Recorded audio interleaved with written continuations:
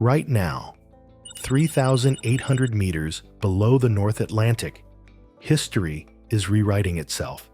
The Titanic has been a solved mystery for decades, discovered in 1985, documented by countless expeditions. But in July 2024, researchers found something that changes everything. A bronze statue lost for 38 years, and a railing that stood for over a century suddenly gone. What they discovered proves we've been wrong about everything. The clock is ticking faster than anyone realized. 1,500 lives were lost when the Titanic sank on April 15, 1912.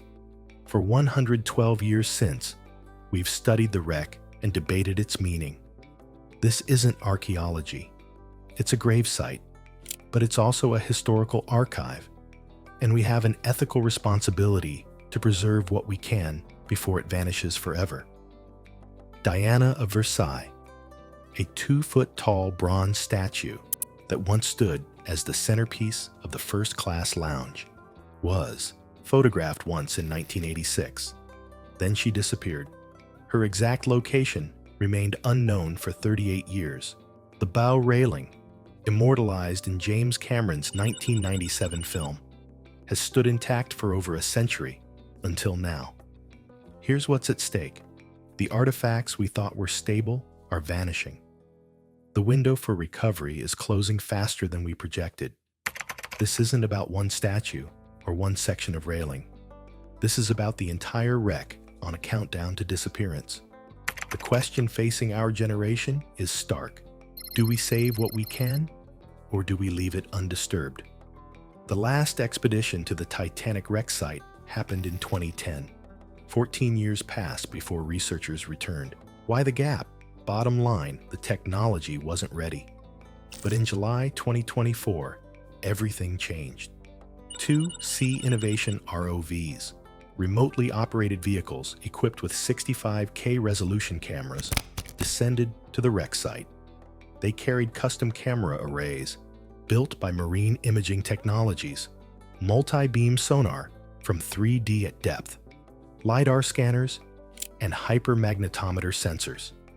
The team operated them round the clock for 20 days straight at 3,800 meters depth. The conditions are almost unimaginable. Pressure reaches 381 atmospheres, enough to crush a human body instantly. Temperature hovers near freezing.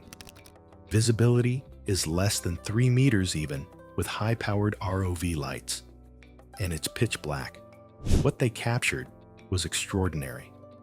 Over 2 million photographs. The highest resolution images ever taken of the wreck site. A complete map of the debris field that stretches 5 kilometers across the ocean floor. And get this, the resolution was so powerful, they could see the number 401 etched into the propeller blades.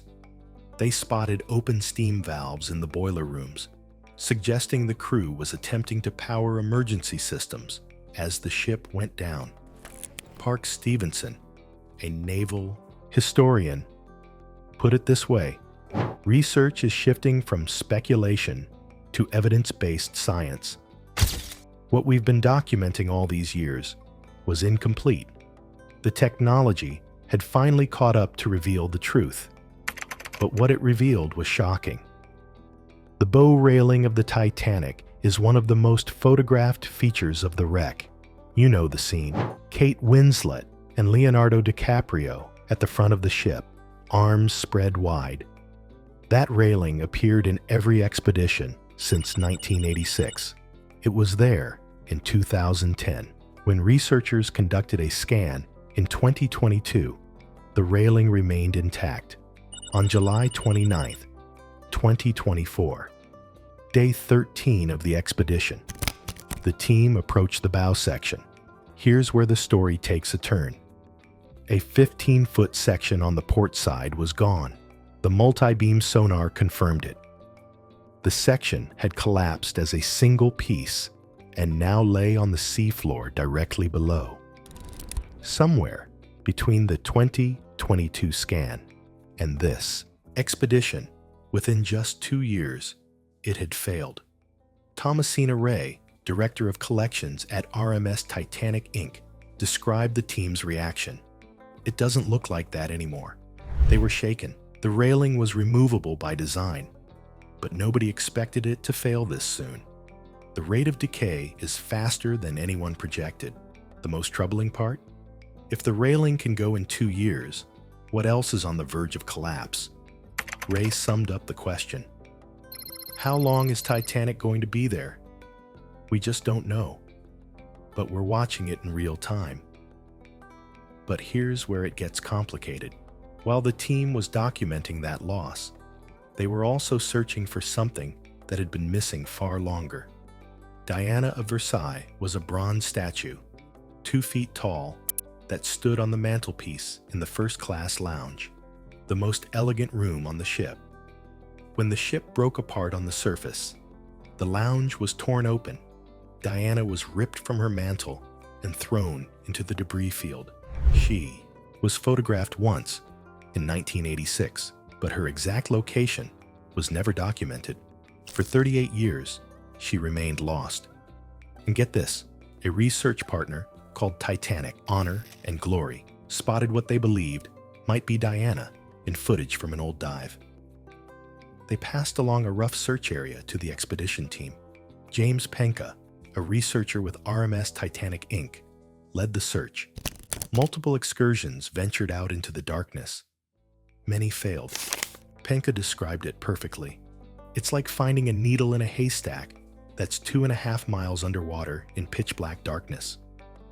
On the final day of the expedition, with just hours remaining, Diana was found. Marine Imaging Technology's cameras captured her still resting upright among the debris.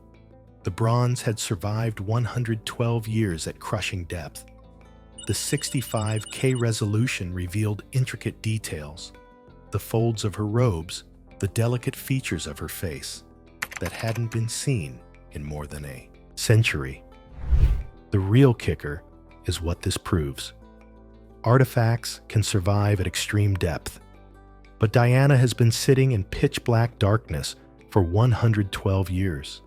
She's a beautiful piece of art that was meant to be viewed and appreciated. Pensa argued that recovering her would spark a love of history, of diving, of conservation. But there's a counter-argument. 1,500 people died on the Titanic. It's a grave site. Should we be removing anything at all? What makes this particularly difficult is that both positions are valid. While the team documented the railing's collapse and Diana's location, the 65K cameras were revealing something else. Something we couldn't see before. Rusticles. Those orange formations that hang from the metal like icicles are actually colonies of metal-eating bacteria. They're consuming the ship atom by atom. 112 years of salt corrosion has weakened every rivet, every plate, every structural member. The pressure of 381 atmospheres and constant ocean currents are slowly tearing the wreck apart. The bow and stern sections now lie 800 meters apart. The debris field between them stretches 5 kilometers. Hull plates have buckled, rivets have corroded through. Structural deformation is ongoing and accelerating. The railing was vulnerable because it was removable by design. But solid structures are deteriorating too. The term "collapse is inevitable" isn't speculation, it's physics. Some artifacts won't survive another decade. Diana has lasted because bronze is more resistant to corrosion than steel. But even bronze won't last forever at this depth. We're watching history die in real time. Every year that passes, more is lost. Technology has finally given us the ability to see what's happening. And what we're seeing is that time is running out.